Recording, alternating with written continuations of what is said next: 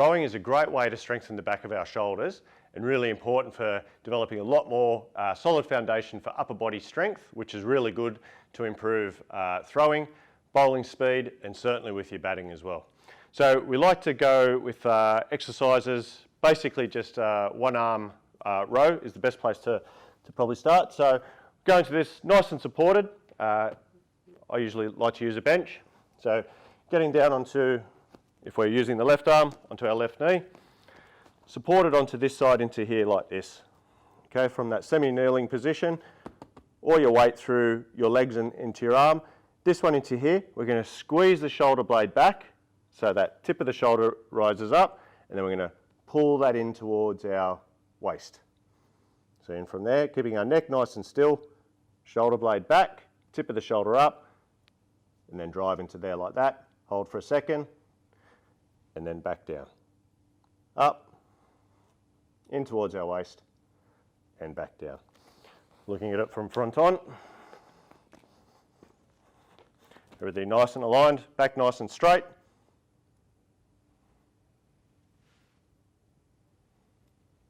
Rowing through there like that.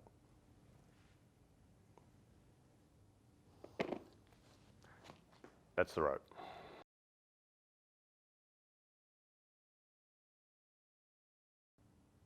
Push-ups are a great way to develop upper body strength. So really important for power generated for bowlers, power generated when you throw, and definitely extra power when you're looking to bat. And everyone's seen push-ups done, but making sure you start at the right spot and progress accordingly is really important so you develop the strength properly and don't hurt your shoulders. So what I like to normally start with is being on a support, like a box in this case, and we'll start on our knees and learn to develop the pushing component of the push-up, and then we'll show how we can progress it from there. So hands flat onto the bench or the support. We're going to try and put our weight through the bottom part of our palms, not into the fingers as much. Have them a little bit wider than shoulder. We'll start on our knees. We get our leg nice and straight with our back. Then we squeeze the shoulder blades and push back up into there like that. So from this position, squeezing shoulder blades, chest to the bench, and back up. Try to keep the elbows nice and tight. We don't want to see them flaring out to the side or shrugging our shoulders. Nice and tight, touch, and then push and drive through the chest. The next progression we can go to is on the knees but on the floor. So we'll get the bench out of the way. In from here like this. Same, hands shoulder width apart or just a bit wider than shoulders. In from there, on our knees, hips stay nice and straight. To the floor and back up. And a real push effort through the bottom of our palms. When we want to get off the knees, we can bring the bench back in. Up into there like that. Again, weight through the palms, shoulder width, hips nice and straight, and lower down and push back up. Squeezing those shoulder blades and then pushing back up. Finally, we get rid of the box again. Onto our toes, hips nice and straight, and squeeze our shoulder blades. Back up, back up, back up. That's the push-up progressions.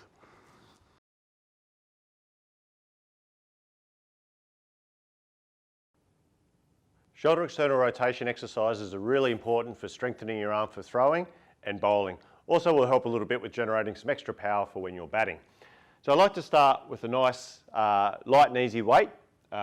We'll start with a bit of support so we can keep our arm nice and supported and we can move away from that. So if you haven't done these sort of exercises before, this is a great place to start. If you don't have weights, you can use bands, and we just attach the band at the front, and we'll do that instead. So to start, I usually get down and kneel. I'll take the weight into the hand that I want to train. I try to get myself so my elbow and shoulder are about in line. I want this to stay nice and straight. Elbows supported onto the bench there, and I'm simply lifting up and back down. Just good to find a weight that you feel pretty comfortable doing 4 or 5 times, and then we end up into there like that. Once we want to move away and we feel that's actually quite comfortable, we can then start progressing into doing it in a standing position, more relevant to our throwing. So when we stand up, I usually like to go into a bit of a split position. So left leg forward, right leg back a little bit. We're going to maintain this nice and square. We're going to get our elbow up nice and high, in line with the shoulder or just above it. We're going to try to keep the weight outside the elbow, keeping all this nice and straight, and we simply rotate back. It's really important we do this very controlled, so you may need to start with a very light weight to begin with. We don't want to feel like we're wobbling around or anything into there like that. So nice and high, rotate forward, rotate back. We should really be feeling this through the top and back part of our shoulder. External rotation.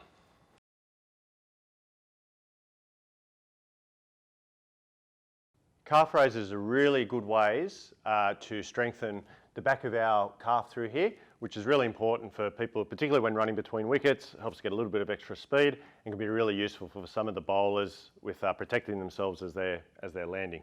So the way I like to start with our calf raises, nice and supported onto a support or holding onto a wall or something like that, in this case a box. We're going to have our feet nice and straight, so looking from the front, they're going to be into there like that.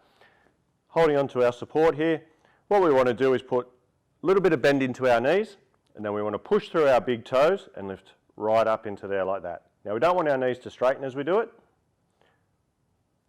We just want to lift right up onto our big toes. So we start with double leg ones. Again, a little bit of bend in the knee. Right up onto our tippy toes and back down. As we feel like we're getting a little bit better and easier and stronger, then we can go on to the single leg variety. So into that position there, we want to make sure we're keeping our pelvis and our shoulders and our back nice and straight. We want all the force to come through the calf. In from there, and we're lifting right up onto our big toe. This is just here for balance. Right up, hold for a second, and back down. We want to try not to roll out onto the outside of our toes. We want to come right up onto the big toe. A little bit of bend, up and down. Into there like that.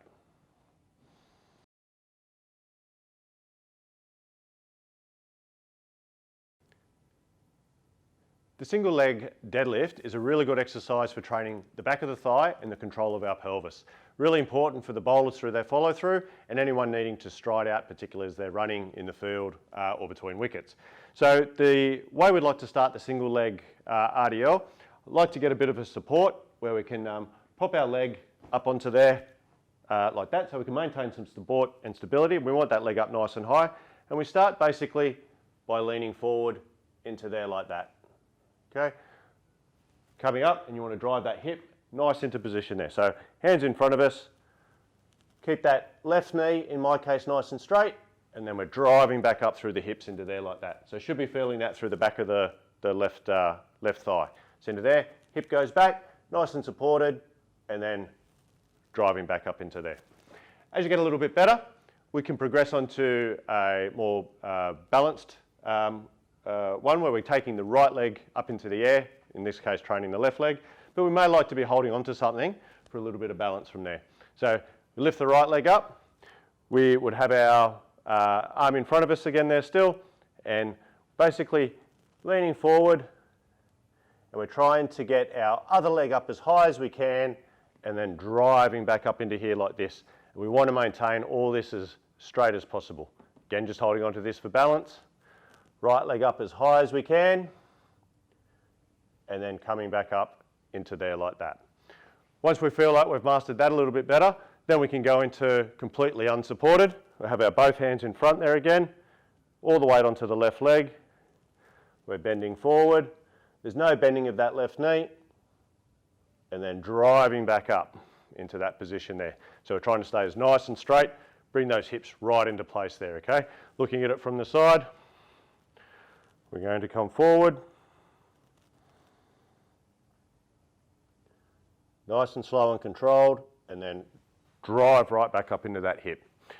Once we get a little bit better at this, we can start making it a bit more progressive and a bit more powerful, which is really effective, particularly for the bowlers. So what we may do in this case, we may put our right arm up above our head here like this. We can have our left hand on our hip if we like.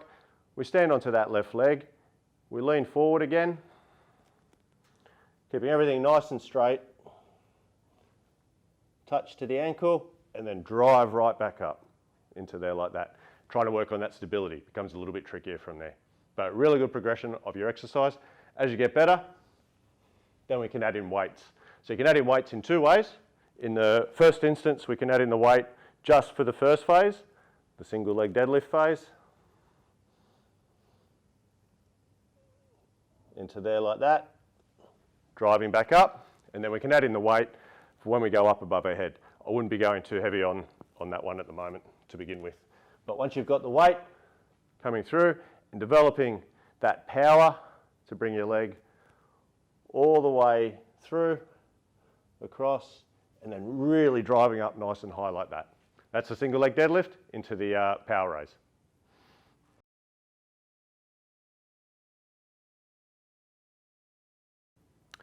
The single leg squat is a great exercise for training your balance and ability to be able to move from any position off your one leg. So the way we start, if you've never had or never done a single leg squat before, we start nice and easy, and it's really important that we focus on the right sort of form and the right technique so we actually hit the muscles that we're trying to hit. The single leg squat should be felt through the front of the thigh and through the back of the hip into here. Okay, so our first thing to start with, our first progression, if you've never done one before, stand nice and straight. What we'll do is we'll just get the left leg out in front, just so it's supported onto the floor, but we don't want much weight on that. That's there for balance only. Both hands onto the hips, and what we want to do is feel like we're sitting in over the top of the leg there like that. So you should see your knee come nice and forward over your toes. You've got your left leg on the floor just for balance, and moving forward into there like that. We want to try and keep our back nice and straight and be able to look directly forward as we do that. So from the side, see that into there. A little bit like you're trying to sit back or sit down. And that's where we start. Once you feel a bit more confident with that and you're able to do 5 or 6 of those pretty comfortably, then we can move to where we might add a little bit of balance support. So now we want the left leg up in the air, so we're training the right leg there still, just with a bit of support, doing the same thing. We're really only holding on to this now for the balance.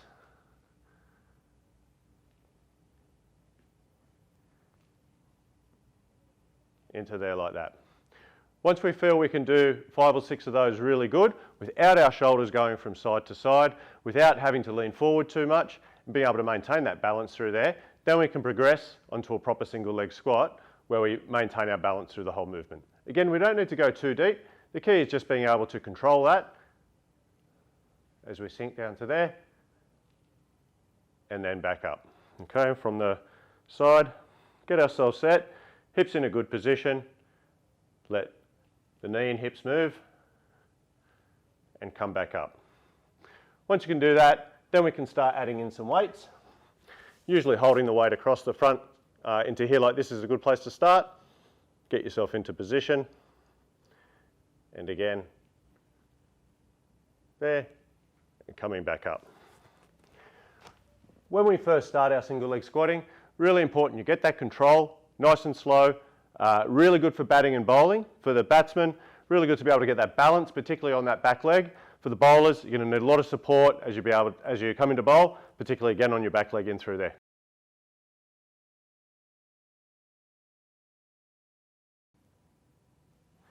The next exercise we'd like to go through is the hip thrust into the hip drive. This is a really, really important one for our young fast bowlers out there. What we're trying to do here is generate a lot more force through our hip, through the back of the hip, and then into being able to lift that knee up and generate a lot of force through the front of the hip. So we often start, we break it into 2 parts. The first is the hip thrust part.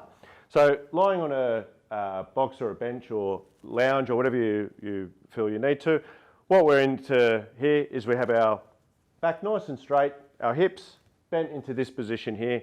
And what we're going to do is we're going to put all the pressure on our right leg, but we're going to keep the support here off our left leg, so just balancing. And what we want to do from here is basically just lift and drive so our hips are up nice and high, and then back down, up into there like that. The next progression of this is to get the left knee up nice and high from this position here. So we sink back down, and now we're lifting the hips right up as high as we can towards the ceiling, back down, and we're really driving through these muscles here. It's really important as we do this exercise that we're not wobbling through the hips here like this from side to side. Get your hands onto your hips and aim to keep them nice and level like that for me. The next exercise, which will go hand in hand with that, is being able to do the hip drive component. We'll put these two together. But what we may look to do is we're looking at the left hip now, so really important for our right arm bowlers. We're going to get that stability and drive through this right hip. Now we want to get this left hip working really hard to get that knee up nice and high.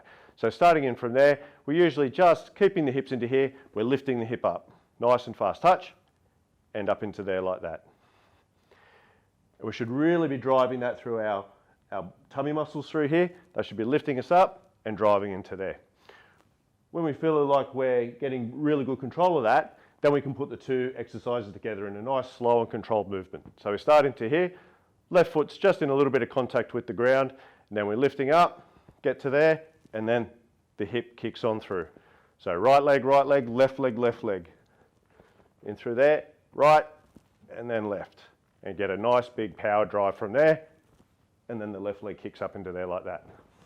As we go along, we can add some resistance, both at the right hip by putting a weight onto our pelvis, or we can add some resistance bands or some weight to our left leg.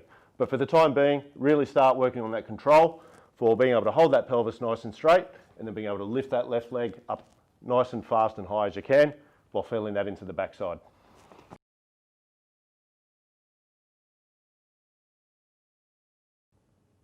Side dips are used to try and strengthen the outside part of our hip and the part of our waist or core muscles in on the side there.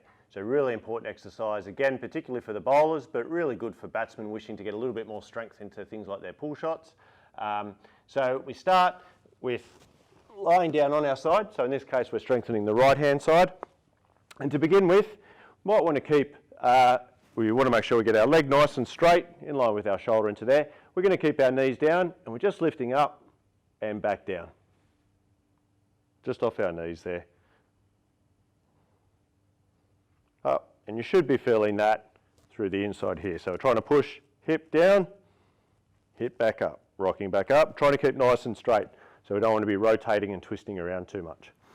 When we get a little bit better, we then put the feet straight out. We're going to rest onto that right ankle, our weight through the right shoulder, other hand on the hip or straight down. And again, we're now lifting up and back down. Up and back down. And back down. The side dip.